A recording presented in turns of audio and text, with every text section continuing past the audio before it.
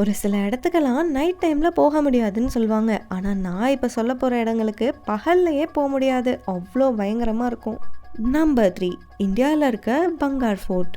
இந்தியாவில் இருக்க ரொம்பவே ஹாண்டடான பிளேஸில் ஒன்று தான் ராஜஸ்தானில் இருக்க இந்த பங்கார் ஃபோர்ட். சாயந்தரம் 6 மணிக்கு மேலே இந்த இடத்துக்கு யாரையுமே போலீஸ் அலோவ் பண்ண மாட்டாங்களா. சாயந்தரம் என்ன, காலையிலேயே இந்த இடம் பார்க்க அவ்வளோ பயங்கரமாக இருக்கும்.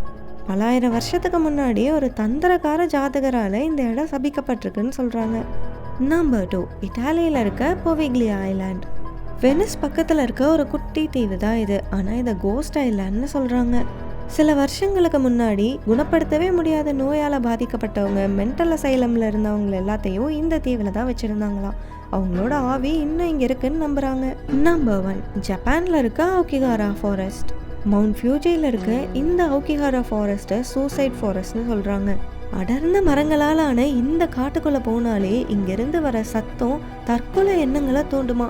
இதுக்குள்ளே போன யாருமே உயிரோட திரும்பி வந்ததில்லை. இந்த 3 பிளேஸில் எது ரொம்ப பயங்கரமாக இருந்ததுன்னு மறக்காமல் கமெண்ட்ஸில் ஷேர் பண்ணுங்கள். தேங்க்யூ ஃபார் வாட்சிங்.